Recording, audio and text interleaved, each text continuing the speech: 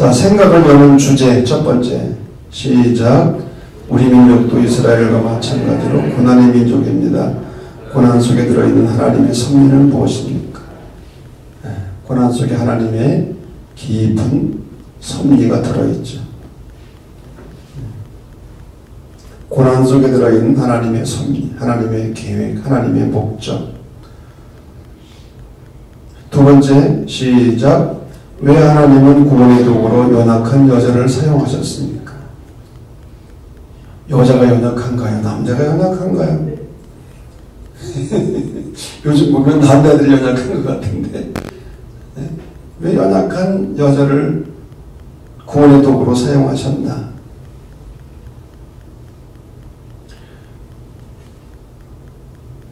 그 당시 지금부터 2500여 년 전 여성의 지위는 사실은 지금과 같지 않았죠. 진짜 여성의 지위는 형편이 없었어요. 자, 세 번째 시작. 나같이 약하고 능력이 부족함에도 불구하고 하나님의 도구가 될 수 있습니까? 있습니까? 다 그렇게 잘났어요?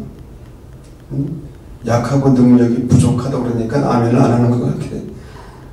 나같이 약하고 능력이 부족함에도 그럼에도 불구하고 하나님의 도구가 될 수 있는가? 우리 고린도전서 1장을 보면 하나님은 가난한 자를 택하사 부한 자를 부끄럽게 하시고 미련한 자를 택하사 지혜로운 자를 부끄럽게 하시고 없는 자들을 택하사 부한 자들을 부끄럽게 하시고. 왜 그래요? 자랑하지 못하도록. 자, 네 번째입니다. 다 같이 시작. 민족의 위기 앞에서 우리가 할 수 있는 일이 무엇입니까? 할 수 있는 일이 있죠. 자, 용어의 해설입니다. 부림. 부림절할 때 이 부림, 바벨론 언어로 불은 제외나 추첨을 의미합니다. 즉 뽑는다는 말. 유다 민족이 하만의 손에서 뽑힘을 받았다. 구원을 받았다. 그래서 부림절입니다. 이 부림절은 지금도 이스라엘 백성들이 열심히 이 절기를 지키고 있어요. 학생들은 분장을 하고 시가행전을 하고 에스더, 모르드게, 하만의 역할을 하고. 우리는 사실은 기념일을 그냥 놀 날 정도로 여기는데 이 사람들은 이런 절기들을 철저히 지키죠. 의미를 기억하면서. 자, 두 번째, 아하수에로 왕. 아하수에로 왕. 다리오 왕의 후계자죠. 페르시아 영토를 가장 크게 넓혔던 왕입니다. 이 에스더서의 배경은 바로 아하수에로 왕 시대입니다. 자, 모르드게라는 인물이 나오죠. 모르드게는 에스더의 사촌 오빠. 바벨론 왕 느부갓네살이 포로로 데려갈 때 그때 끌려간 인물입니다. 모르드게라는 이름은 바벨론식 이름입니다. 바벨론 어로다가 이름이 바뀐 거예요. 바벨론 최고의 우상인 마르둑에서 유래가 되어가지고 모르드게라는 이름이 개명이 된 거죠. 개명.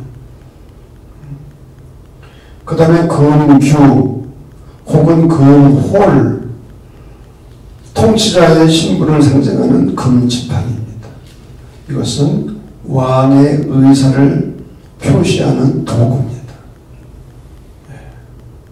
이 지팡이를 가지고 왕이 자신의 의사를 표현하는 거예요.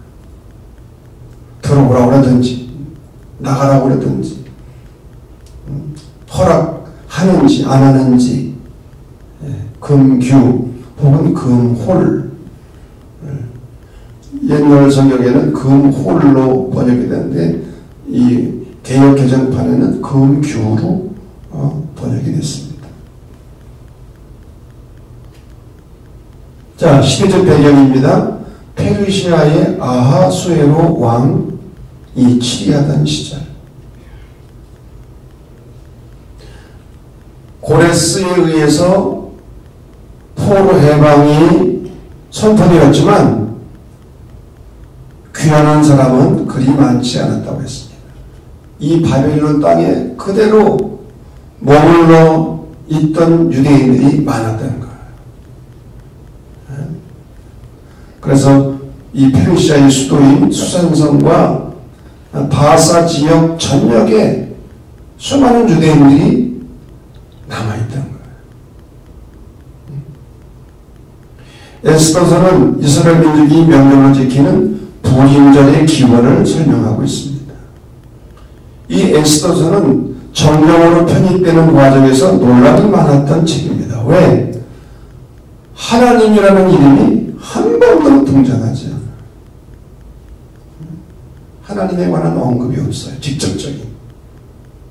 그래서 이게 성경에 넣을 거냐 말 거냐, 정경에 넣을 거냐 말 거냐 논란이 많았다는 거예요. 그러나 하나님이라는 표현은 한 번도 나타나지 않지만 그 안에, 이 에스더서 안에는 하나님의 역사와 섭리가 들어 있다고 본 것이죠. 이 역사 속에 숨어서 함께 하시는 그 하나님의 모습을 이 성경 안에서 볼 수 있었던 거예요. 그래서 오늘 이 에스더서는 민족의 생존이 기로에 놓인 민족 학살의 위기에 직면해서 왕으로 에스더가 죽으면 죽으리라. 무슨 말입니까? 왕이 죽이면 죽겠다는 필사의 각오입니다. 죽으면 죽으리라 필사의 각오로 생명을 걸고 노력한 결과 민족을 구원할 수 있었다고 하는 것이죠. 그래서 이 에스더의 삶과 신앙을 배우는 것이 이 에스더서의 가장 중요한 의미가 될 것입니다. 자, 말씀의 해석입니다. 첫째, 유대인에 대한 하만의 모략. 에스더가 왕후가 됩니다. 어떻게 왕후가 되죠? 첫 번째 왕후가 누구였습니까? 와스디가 폐위가 되는 거예요. 1장에 보면. 왜 폐위가 되죠? 왕이 잔치를 벌려가지고 흥이 돋았는데 자기 부인 자랑을 하고 싶은 거예요. 그렇게 이뻤나 봐. 자기 왕후 자랑을 하기 위해서 잔치자리에 불렀는데 와스디가 왔어 안 왔어요? 안 왔어요. 왜 안 왔어요? 와스디도 자기도 잔치를 지금 하고 있는 거예요. 손님들을 불러놓고. 그런데 올 수가 있어요? 안 왔어요. 이게 문제가 됐어요. 신하들이 뭐라고 얘기했어요? 왕후를 어떻게 된다고? 폐위시켜야 된다. 왜? 그 이유가 뭐예요? 만약에 이 소문이 저녁에 알려지게 되면 우리 남자들이 여자들 통제를 못합니다. 왕후가 왕의 명령을 거역하고 말을 안 들은 것이 전국으로 이게 퍼지게 되면 우리 남자들이 여자들을 통제할 수 없다는 거예요. 아니 왕후 에스더도 와스디도 그랬는데 당신은 뭐냐? 그렇게 나온다는 거지. 그래서 그런 일이 없도록 하기 위해서는 폐위를 시켜야 된다.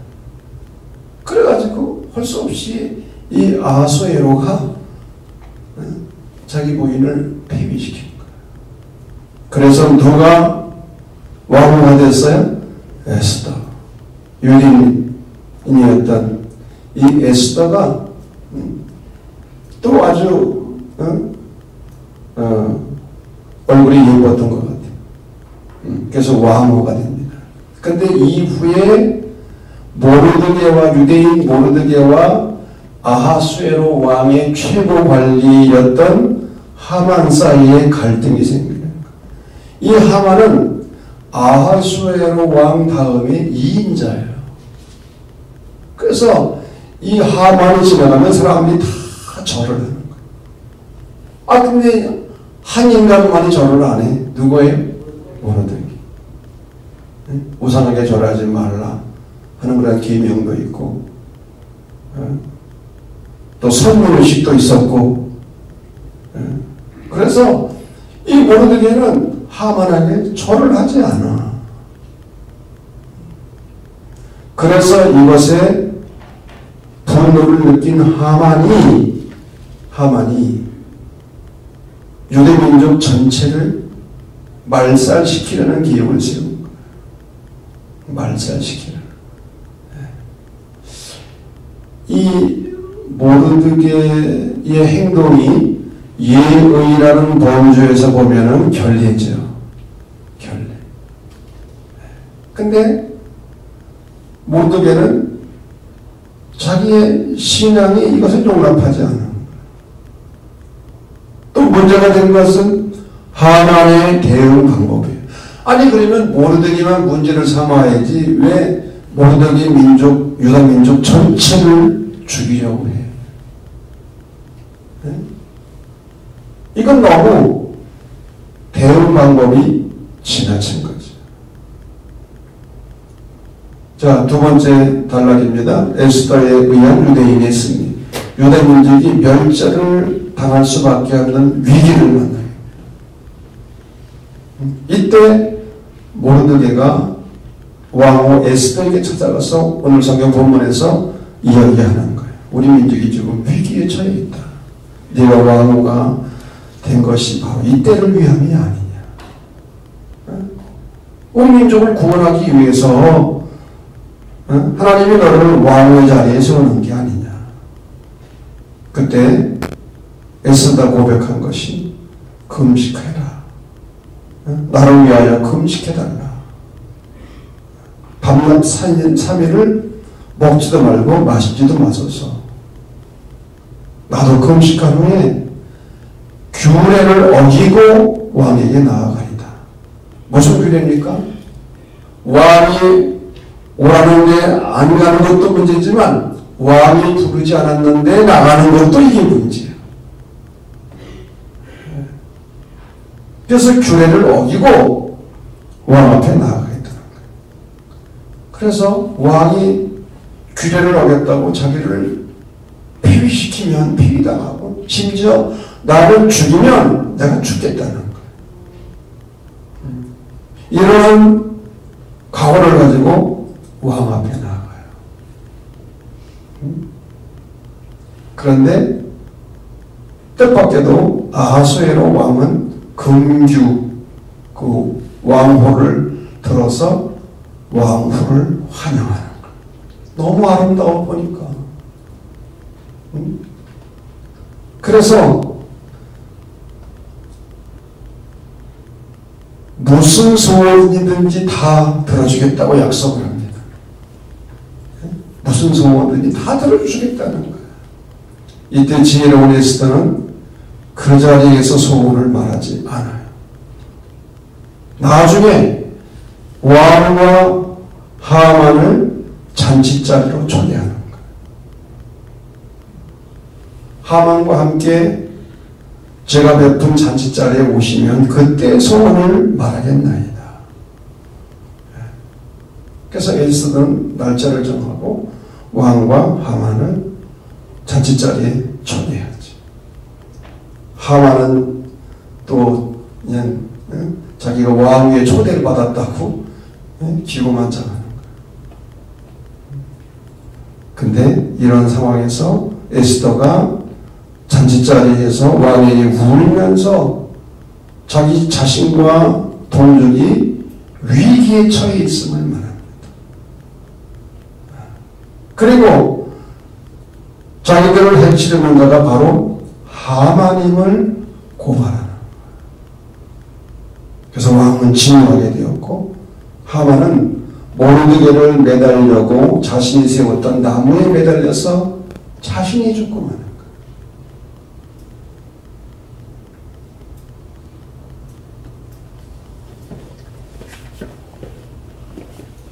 아프리카에서 사용되어지는 거죠. 던지면 자기한테 들어오는 게 뭐라는 거예요? 부메랑이 됩니다. 던졌는데 자기에게 돌아. 남을 대하려고 했는데 자기가 당하는 거야. 저도 어린 시절 장난치다가 당한 적이 많아요. 그 산에 오솔길에다가 그 오솔길에 있는 풀들이 아주 찔겨요. 엮어놓는 거야 이렇게. 그래서 그랬어요. 시골서 안 자는 사람들은 이거 몰라. 왜? 자빠지는 게 재밌거든. 나는 거기 걸려가지고. 근데 정작 나무를 해가지고 오다가 누가 자빠져? 내가 자빠졌어.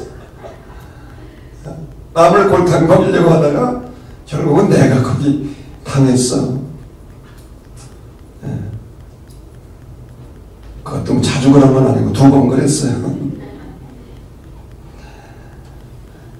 여러분, 다른 사람을 나무에 매달려고 하다가는 자기가 매달리는 거예요. 아멘 안 해도 그래. 부메랑이 되는 거, 부메랑. 남을 죽이려면 자기가 죽게 되는 거지. 죽으면 죽으리다. 이런 에스더의 신앙 고백은 결국 자신과 민족 전체를 구원할 수 있게 된 것이죠. 그래서 이 불임절을 유대인들은 지금도 철저히 지키는 거예요. 이날을 맞이하면 유대인들은 어떻게 민족이 구원받았는지를 생각하면서 이 절기가 끊이지 않고 지켜주도록 모든 정성을 다한다고 그래요. 자, 신학적 의미입니다. 에스더서에는 2가지 주제가 들어 있습니다. 하나는 반전의 주제입니다. 반전, 역전. 페르시아의 왕후 와스디가 에스더로 교체됩니다. 이게 반전이죠. 하만의 학살 음모가 역전이 되어서 모르드게가 승리하게 됩니다. 이 반전의 주제는 인간이 꾸미는 모든 악을 선으로 바꾸시는 하나님의 구원 역사의 비밀을 드러냅니다. 악을 선으로 바꾸시는 하나님. 어디에 그런 말씀이 나오죠? 창세기 50장 요셉의 이야기. 당신들은 악을 행하였으나 하나님은 그 악을 선으로 바꾸셔서 우리 민족을 구원하려고 하셨나이다. 악을 선으로 바꾸시는 하나님. 이 반전, 역전, 이런 주제가 에스더서에 들어있는 거예요. 여러분, 이런 반전의 은혜가 우리 가운데도 함께 하시기를 간절히 바랍니다. 우리 인생이 역전이고 반전하는, 여기까지 온 것이 그렇지 않아요. 또 하나의 주제는 경륜입니다. 경륜. 경륜이 뭐냐? 인간을 향한 하나님의 계획과 목적, 그리고 이를 이루기 위한 방법과 모든 과정을 일컫는 말이에요. 인간을 향한 하나님의 계획, 목적, 그것을 이루기 위한 모든 방법과 과정. 하나님의 경륜이 그 안에 들어있는. 하나님의 구원과 그의 경륜은 인간이 측량할 수 없는 방법을 사용하셔서 진행하신다는 신앙의 주제인 거예요. 인간이 측량할 수 없는, 인간의 이성으로 이해할 수 없는 하나님의 구원의 방법이 들어있는 거예요.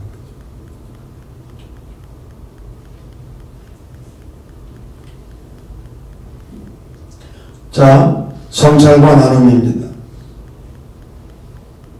우리 첫 번째 시작.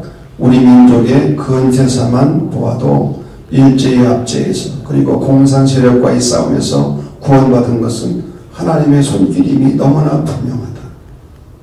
그렇습니까?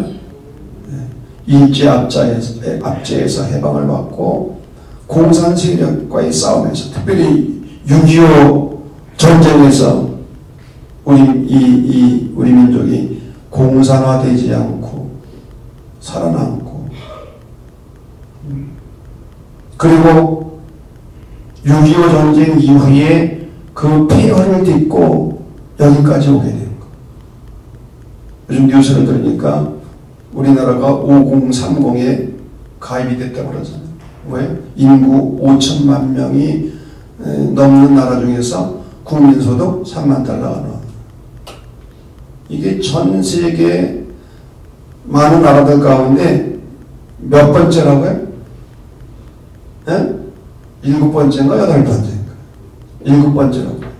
뭐 영국, 미국, 일본, 프랑스, 독일 그런 나라들 다음에 우리 대한민국 이 분단된 나라, 늘 공산주의와 싸우고 위협을 느끼고 남북 간이 갈등하고 차원이 있어요. 뭐가 있어요? 여러분, 우리 민족이 일제 36년에서 해방을 받고 그 6.25를 경험하고 6.25 이후에 폐허 위에 여기까지 오게 된 것, 하나님의 은혜요 구원의 손길임을 믿습니다. 이 기적 중에 기적이에요, 사실. 트럼프가 그랬잖아요. 한강의 기적이라고. 우리는 그거를 잘 인정을 안 하려고 그래요, 오히려.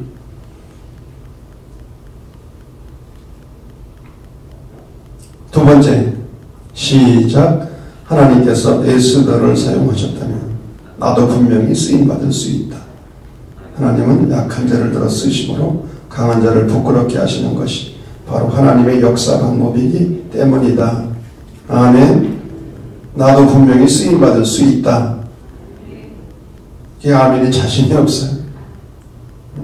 부족하지만, 연약하지만, 그럼에도 불구하고 나도 하나님께 쓰임받을 수 있다. 왜? 하나님은 약한 자를 들어서 강한 자를 부끄럽게 하시고, 고린도전서 1장의 말씀처럼 가난한 자를 들어 쓰심으로 부한 자들을 부끄럽게 하시고, 어리석은 자들을 통해서 지혜로운 자를, 세상적으로 잘난 사람들을 오히려 부끄럽게 하시고,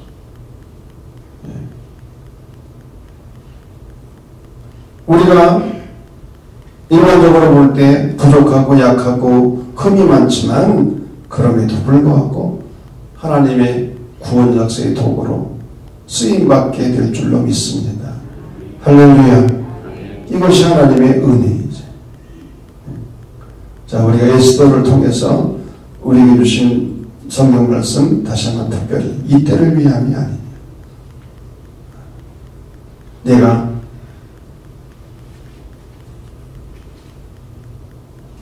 건강하고 사업이 잘 되고 돈을 벌고 경제적으로 풍요롭고 안정되고 만약 그랬다고 한다면 바로 이 때를 위함이 아니냐. 하나님의 때를 위함이 아니냐. 하나님의 선교의 도구로 쓰기 위함이 아니냐. 죽으면 어떻게 하겠다고요? 죽겠다. 죽이면 내가 죽겠습니다. 나를 폐위시키면 내가 폐위당하겠습니다.